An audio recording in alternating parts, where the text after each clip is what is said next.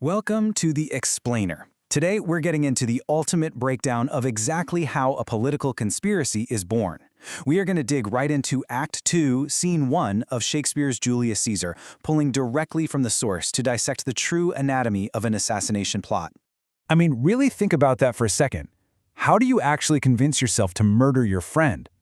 That is the dark, deeply psychological question we are answering today. We're taking this brilliant, dense text and grounding it in some intensely relatable, high-stakes human behavior. Because, before this is a massive historical event, it's just a choice made by a guy standing alone in the dark. Okay, let's dive into this. Here is our roadmap for today. First, we'll look at Brutus's internal conflict. Second, the conspirators' gathering. Third, the fateful decision to spare Mark Antony. And finally, Portia demanding the truth. Starting off with Section 1. Brutus's internal conflict. So, the scene opens in the dead of night. Brutus is completely isolated, just pacing his orchard, desperately trying to rationalize the unthinkable act of killing Caesar.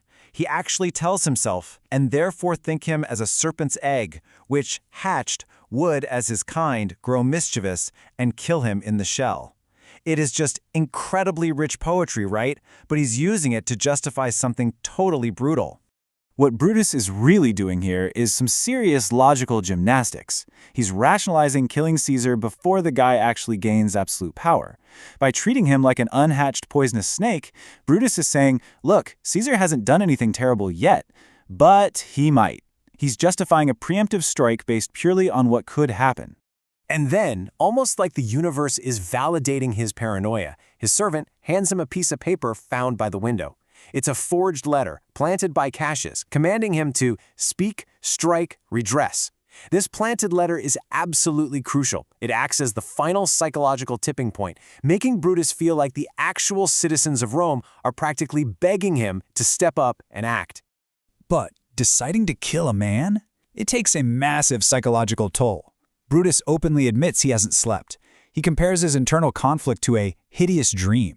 He literally says the agonizing wait between the first idea of the murder and the actual physical deed is like a living nightmare, where his own mind feels like a little kingdom suffering a violent insurrection.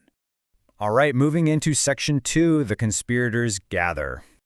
Suddenly, this isolated, lonely plotting turns into a formal, physical alliance.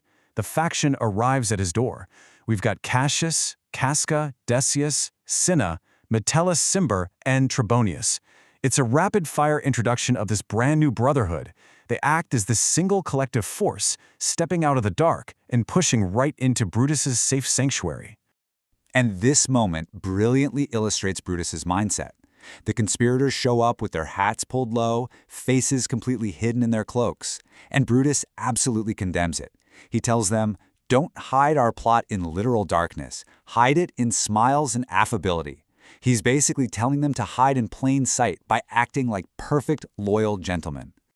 Once they're all inside, we witness a massive power shift. Cassius, who is the original architect of the plot, mind you, wants everyone to swear a traditional oath. But Brutus immediately shuts him down. No, not an oath. He insists their cause is so noble and their Roman blood is so pure that taking an oath would just insult their integrity. Right here, in front of everyone, Brutus takes total alpha control of the group's operations. Which brings us to Section 3, sparing Mark Antony. Okay, so here we hit the crucial strategic disagreement of the entire scene. And honestly, this is what you should really take away regarding Brutus's fatal flaw. The group is debating whether they should kill Mark Antony alongside Caesar. Cassius is thinking like a ruthless, cold-blooded tactician. He knows Antony is a dangerous plotter with vast resources, so he says they should fall together. But Brutus, he is obsessed with public optics. He argues that killing Antony will make them seem too bloody. He famously declares, "Let us be sacrificers, but not butchers." And the critical miscalculation is perfectly captured in this quote. Brutus totally dismisses Antony, saying, "For he can do no more than Caesar's arm when Caesar's head is off." Wow, he literally sees Mark Antony as a completely harmless, useless limb without Caesar there to control him. Notice the intense moral separation Brutus is desperately clinging to here. He wants the public to see them strictly as purgers, meaning righteous reformers curing the state, and absolutely not as envious or malicious murderers. He genuinely believes he can cleanly manage the PR of a political assassination. The meeting then wraps up with a very practical, tactical plan. Caesar has grown pretty superstitious lately, and they're worried he might just stay home. But Decius steps up and promises he can manipulate Caesar's ego using carefully calculated flattery. He guarantees the target will actually show up to his own assassination at the Capitol. And finally, Section 4. Portia demands the truth. The conspirators sneak out, and the tone of the scene shifts dramatically. We go from this high-stakes political thriller straight into an incredibly intimate, tense, psychological drama when Brutus is confronted by his wife, Portia. And she doesn't just ask what's wrong, she brings receipts. She lays out a precise timeline of hard evidence. He secretly left their bed, paced around at supper, stared angrily, scratched his head, stamped his foot, and waved her away.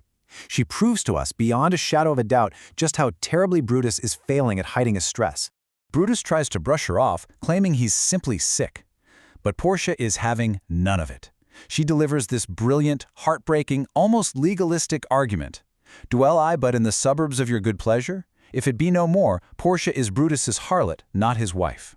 Think about that specific phrase for a second. It is devastating. To dwell in the suburbs means she feels pushed to the absolute outer edges of his life. She's been entirely excluded from the core of his true self, and she is giving him a massive warning. A marriage without shared truth is basically illegitimate. And then we get the most visceral, shocking moment of the scene.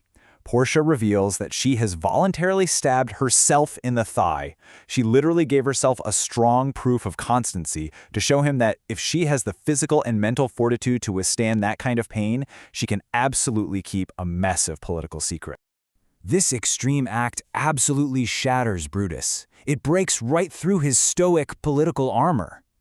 Overwhelmed by her fierce loyalty, he finally yields, begging the gods to render me worthy of this noble wife.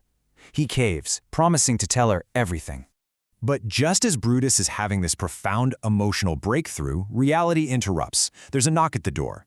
Caius Ligarius arrives, a guy who is physically sick, wearing a kerchief to join a murder plot that Brutus blindly claims will make sick men whole.